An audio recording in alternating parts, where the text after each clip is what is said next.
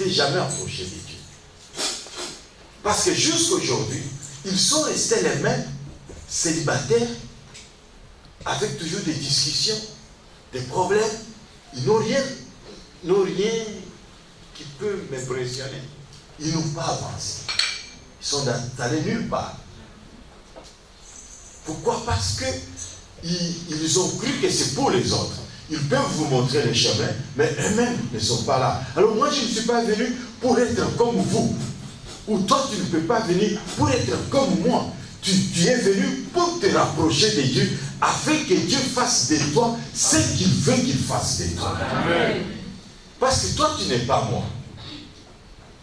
Et moi, je ne suis pas toi. Ce qui me fera plaisir, ce n'est pas ce qui te fera plaisir. Alors quand toi, tu t'approches de Dieu, Dieu voit ce qu'il peut faire avec toi. Amen, amen. Amen. La Bible dit, quand nous sommes venus, nous ne sommes pas venus comme de la manière dont les enfants d'Israël se sont approchés de Dieu à la montagne d'Oreb, Sinaï. Amen. Amen. Là-bas, il était dit ceci, que personne ne touche à la montagne, parce que celui qui touche à la montagne va mourir. Et même quand Dieu se rapproche, quand Dieu commence à parler, c'était comme des tonnerres, jusqu'à ce que le scénario était tellement terrifiant que Moïse a dit, ne parle plus encore. Amen, amen. Amen. Le Seigneur dit, mais vous vous êtes approchés de la montagne de Sion, de la cité du Dieu vivant. Nous nous sommes approchés de là où Dieu habite. Vous savez, quand le psalmiste dit, l'Éternel habite au milieu de la louange des saints. Dieu habite ici. Amen. Amen. Quand je quitte la maison, je viens ici parce que je sais, je vais rencontrer Dieu. J'entre à la porte, je suis dans les dispositions telles que, avec tout ce que moi je connais comme problème, avec tout ce que j'ai comme difficulté, avec tout ce que j'ai comme projet, Seigneur, je suis venu te rencontrer.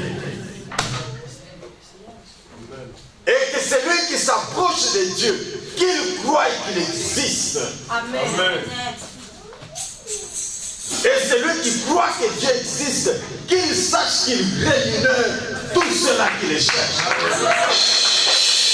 Oh oui, même juste après tout ceci, ça ne s'est pas réalisé.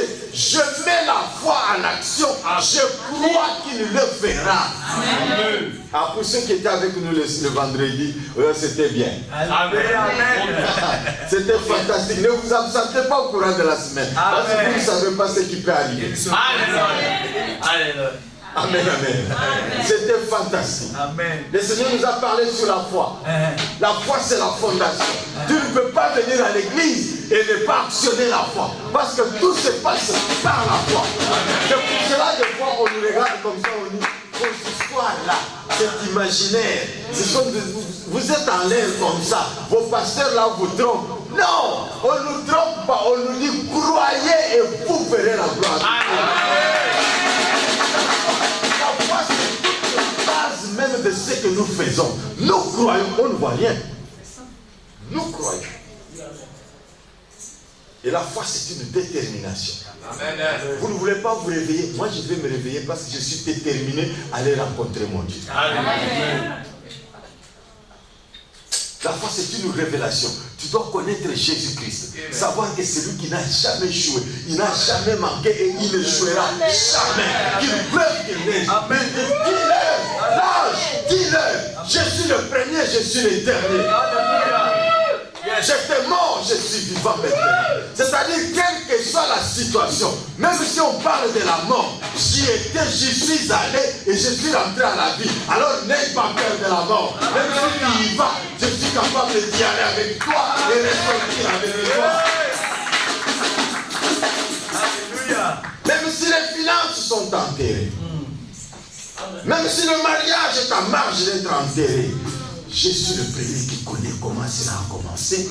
Et je suis le dernier qui donnera les dernières décisions. Amen. Amen. Amen. Amen. La foi, c'est une conviction. Moi, je crois, je suis convaincu. Abraham dit, je crois, c'est lui qui appelle les choses qui n'existent pas comme si elles existaient. C'est lui qui appelle les choses qui étaient mortes et les appelle à la vie. Je crois. Amen. C'est personnel. C'est particulier. C'est privé. C'est intime. Et c'est secret avec Dieu. Amen. Et bien, nous tous, frères, même mon épouse, ça ne lui regarde pas. Personnel. Ça, c'est personnel. C'est privé parce que ce que Dieu fait avec moi, des fois. Ok, je vais vous dire un témoignage. Comment moi je suis allé aux États-Unis?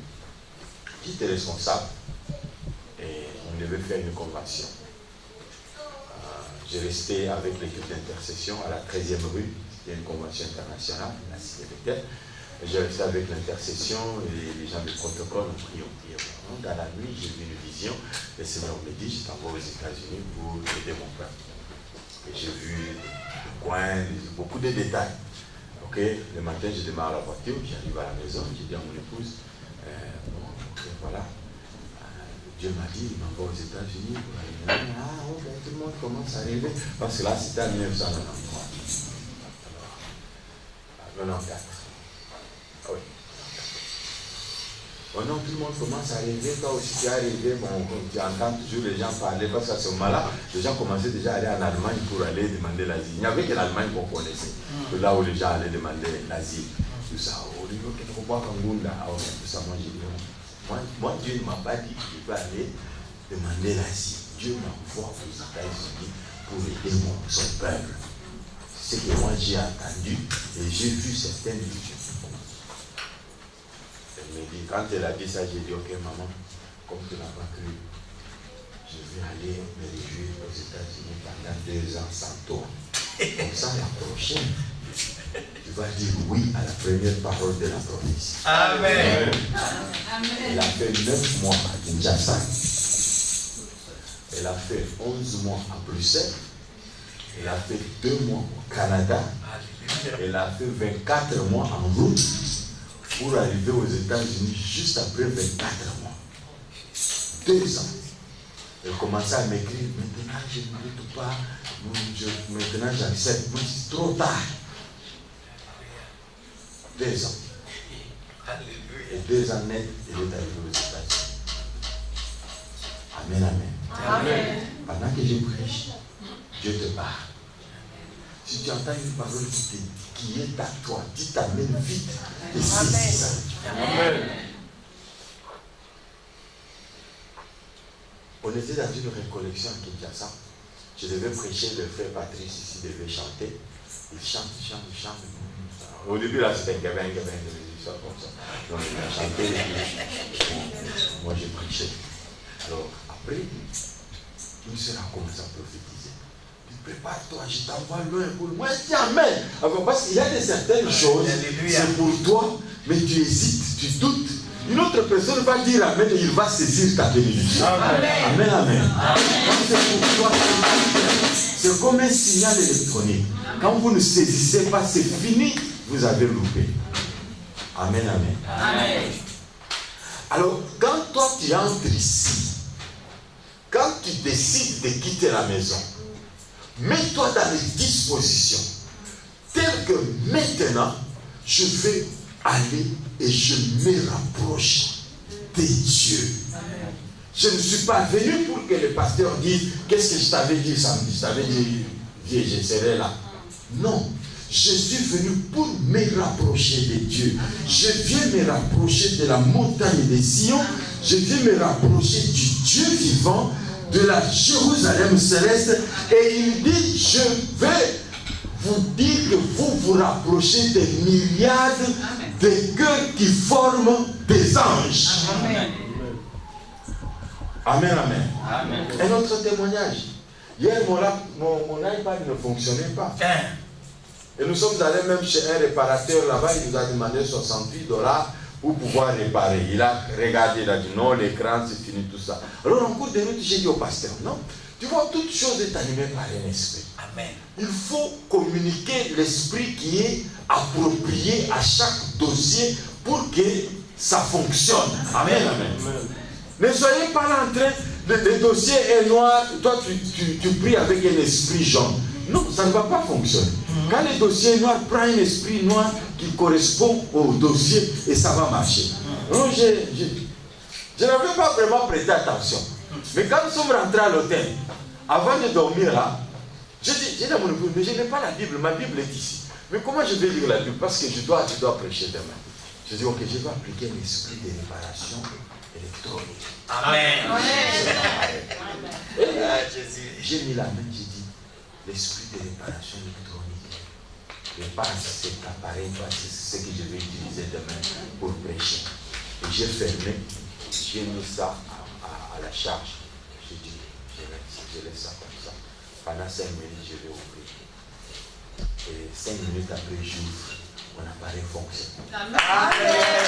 Amen. Ce n'est pas compliqué. C'est pour cela quand le Seigneur dit, tout vous a été donné. Tout pouvoir m'a été donné. Que ce soit le pouvoir de créer, que ce soit le pouvoir de réparer, que ce soit le pouvoir de pardonner, que ce soit le pouvoir d'aimer, que ce soit le pouvoir de supporter, que ce soit le pouvoir de créer, je vous ai tout donné. Amen. Amen, amen. Amen. Alors quand nous venons à l'église, nous nous rapprochons de Dieu, du juge qui est Dieu, qui juge tout le monde, qui juge les esprits et qui juge les humains. Amen, amen. Amen. Amen. Pierre dit, pourquoi cela se passe? C'est parce que vous êtes des pierres vivantes qui vous rapprochez de la grande pierre vivante. C'est deux magnétismes. Quand nous sommes venus au Seigneur, nous devenons des pierres vivantes parce que nous avons été rachetés. Amen, amen. Amen. Ce n'est pas par notre propre volonté. Moi, je ne suis pas devenu chrétien parce que j'aimais Dieu. Jusqu'à aujourd'hui, c'est compliqué. Vous savez, quand vous voulez vous réveiller là-bas, il fait froid, il pleut. Le corps te dit, mais non. Moi, je vais me promener sur le froid comme ça, il pleut. Et toi, ton esprit là te dit, va à l'église. Jusqu'à aujourd'hui, le corps n'aime pas les choses de Dieu. Mais l'esprit est disposé. L'esprit sait qu'il a été régénéré, il a été né de nouveau par Dieu afin de le servir. Et chaque aimant attire toutes les pièces métalliques qui sont tout autour de lui. Comme nous sommes des pierres vivantes et la grande pierre nous attire à tout moment. C'est pour cela, quand nous nous rapprochons de cette grande pierre, elle nous régénère. Amen. Amen. Bien-aimé, ne viens pas à l'église comme si tu faisais un cadeau à quelqu'un. C'est un bien pour ta vie, c'est un bien pour ton âme, c'est un bien pour ton avenir. Amen. M'approcher de l'Éternel, c'est un bien. Amen. Vous ne savez pas ce que le Seigneur peut faire dans un culte. Amen. Alléluia. Plusieurs ont été guéris par la louange, par les témoignages. Amen. Beaucoup ont reçu le salut. Amen. Par la prédication, non pas par imposition des mains. D'autres ont marché parce qu'on leur a imposé les mains à l'église. Amen. Vous ne savez pas ce que Dieu va faire. Vous ne savez pas qu'est-ce que Dieu va utiliser pour ton cas en ces jours-là. Nous avons tous des problèmes. Nous avons tous des dossiers. Si aujourd'hui on dit, ok, que quelqu'un commence ici à nous raconter tout ce qu'il a comme problème, une seule personne va nous prendre toute la journée. Alléluia. Oh, nous tous ici, nous avons des problèmes. Et quand nous nous rapprochons de lui, il est celui qui contrôle les anges. C'est celui qui contrôle les esprits.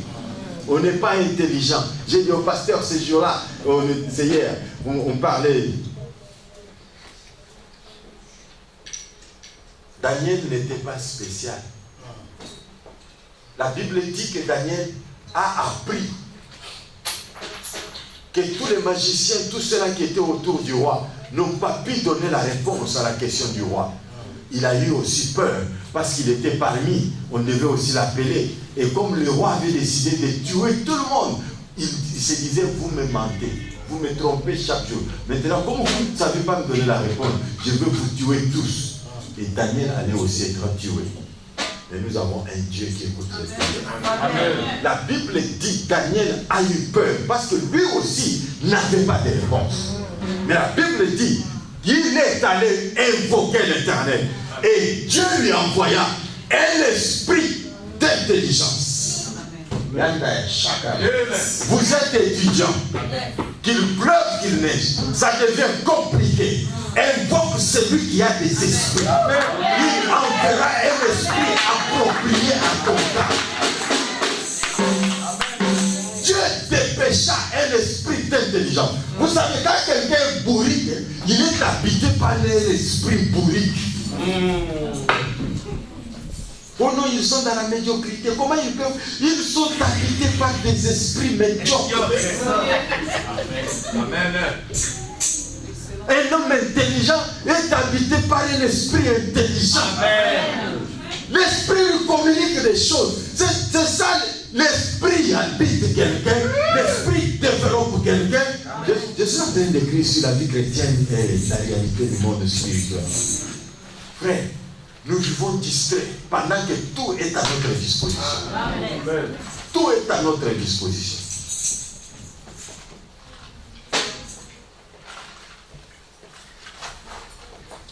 Nous avons été régénérés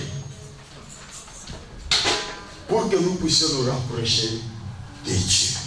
La pierre vivante, la principale des langues, une pierre d'achoppement. C'est là où des fois aussi nous avons des difficultés. Quand nous trouvons qu'on ne nous accepte pas. Non mais oui, on ne va pas nous accepter parce qu'accepter Jésus, être une pierre vivante, se rapprocher de la grande pierre vivante, c'est un problème de l'opposition et de confusion. Il y aura achoppement, on ne va pas t'accepter. Que ce soit dans la famille, c'est surtout dans la famille où on ne nous accepte pas parce qu'on sait qu'on a été voleur, qu'on a été menteur, qu'on a été sorcier. Quand tu dis que non, moi je suis devenu bien, je ne suis plus encore sorcier, on lui fait attention, il trompe. Qui a déjà été sorcier? Ça, personne n'accepte jamais. Dans aucune église. Dans aucune église. On va toujours dire, faites attention. C'est lui qui avait bouffé tel, elle-même avait dit, lui-même avait dit. Non mais avec Dieu, j'ai été déjà régénéré, je le sais moi-même. Maintenant, c'est un problème. Même si les gens n'acceptent pas, moi-même je crois, j'accepte et je marche. Donc c'est là quand je me réveille, je dis non, ce n'est pas un problème de qui que ce soit. Que tout le monde arrive en retard, moi je vais arriver avant. Amen. Je sais pourquoi. Il y a des gens qui n'ont rien à perdre. Est-ce que vous comprenez ça? Il n'a rien à perdre parce qu'il n'a rien. Mais toi tu as quelque chose. Amen. Et tu ne peux pas perdre. Amen. Et tu dois perdre. Amen, amen. Amen. Nous nous rapprochons de Dieu parce que nous sommes une race élue. Nous sommes un sacerdoce royal. Nous sommes une nation sainte, un peuple acquis, afin d'annoncer les vertus de celui qui nous a appelés. Amen. Je vais vous donner quelques points qui font la joie quand nous nous rapprochons de l'Éternel.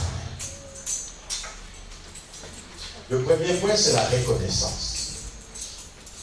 Bien-aimé, quand je me rapproche de Dieu, je reconnais, je vois, je revois, je revis ma vie. Il est dit qu'il nous a rachetés de la même manière que nous avions hérité de nos pères. Peut-être que vous venez d'une bonne famille. Mais nous autres, nous venons des familles. Nous ne pouvons même pas donner les noms. Amen, amen. Amen.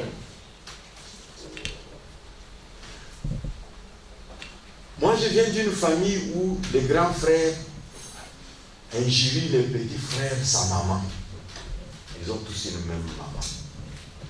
Vous savez, dans notre langue, on dit Afini Mamanaï. Mais c'est son propre petit frère, même père, même mère. Pourquoi? Parce qu'il a l'argent, des diamants. Hein? Nous venons de chez les démoulots. Donc, à cause de l'argent, il injurie son petit frère, sa mère. Et sa mère est là, elle entend. Et moi, je viens de là comme ça. Alors, si son petit frère il peut lui injurier sa maman et sa femme, qu'est-ce qu'il va faire? J'ai vécu. Ma femme est là, elle a vécu des choses chez mon frère. Et ce sont des choses comme ça qui sont dans mon sang. Quand moi je suis né là, c'était le sang de ces gens-là que moi j'avais. Et ça peut être un pasteur, un type comme ça. Mais j'ai été délivré. Amen. Amen. Amen. Quand moi je me rapproche de l'Éternel, je vois d'où je viens. Amen. Et ce que Dieu a fait pour moi. Je suis reconnaissant. Je dois le louer. Je dois l'adorer parce que je pouvais être appelé ridicule. Je pouvais être appelé un imbécile de la rue parce que je pouvais parler de n'importe comment et agir de n'importe comment. Mais Dieu m'a délivré. Il m'a racheté de cette nouvelle manière de vivre. On dit de vos pères, parce qu'il y a des gens qui ont des noms de famille. Quelqu'un va vous dire, moi je suis de la famille de tel. Ah, lui au moins. Mais nous qui n'avions pas de noms de famille. Et il y en a aussi d'autres familles. Quand on dit que moi je viens de la famille de tel, on dit mais non, mais c'est la famille de ceux qui ont commencé Tikamouane. Alors c'est une famille ridicule. Amen, amen. Amen. Et Dieu nous a délivré des choses comme ça. Dieu nous a délivré des familles de voleurs. Dieu nous a délivré des familles de fumeurs, de chambres. Amen. De voleurs, des initiateurs de Shekoula. Dieu nous a délivrés de toutes ces histoires. Nous sommes les filles des sang, de chèques sans provision, de chèques en blanc. Il y a une fille comme ça qui disait, nous, en Belgique, 1973, c'est nous les filles des chèques des chèques en blanc. C'est-à-dire, elle s'est prostituée avec des gens qui donnaient des chèques en blanc. Et tu viens de cette famille-là, tu crois que c'est un honneur? Amen, amen, amen. Et Dieu nous a délivré des choses comme ça. Bien aimé, quand nous nous rapprochons de l'Éternel, regardons en arrière. Qui étions-nous hier? Et ce que Dieu a fait pour nous, pour que nous soyons ce que nous sommes aujourd'hui. Il y en a de ceux-là qui pouvaient mourir déjà du sida, se sont prostitués dans la jeunesse. Dieu t'a épargné, Dieu t'a gardé. Tu pouvais mourir. J'ai un grand frère qui dit quand il s'est marié, sa femme a eu un enfant, ils sont allés faire l'examen de l'enfant. Lui, il était là, il dit qu'on fasse l'examen, l'enfant, les examens, tous les examens. On dit pourquoi tous les examens? Il dit non, moi je veux qu'on fasse tous les examens. On fait l'enfant tous les examens, l'enfant était sain et sauf. On fait la femme avec les examens, elle était saine et sauf. Le monsieur rentre à la maison, il dit je vais m'attacher à Dieu. Amen. Moi je dis pourquoi? Il dit combien la fille là qui était morte de sida, elle était ma copine. Mais quand je vis mon enfant sain, ma femme saine, je dois m'attacher au Seigneur. Amen. Moi je ne peux pas abandonner le Seigneur. Amen. Dieu m'a épargné. Dieu m'a sauvé. Alors les gens ne savaient pas pourquoi lui était venu à l'église. Parce qu'il s'est rapproché maintenant de Dieu. Il dit, il m'a délivré. Il m'a sauvé. J'allais mourir. Parce que d'autres garçons qui sont sortis avec la vie sont morts. Mais lui, il est resté vivant. Aujourd'hui, il est diacre. Il travaille à l'église. Il dit, je ne peux pas. Peut-être Dieu garde ça comme ça. Il dit, le jour où je vais faire des rêves, il va ouvrir mon sida. Non! Je reste attaché à l'Éternel. Je vais m'approcher du Seigneur. C'est un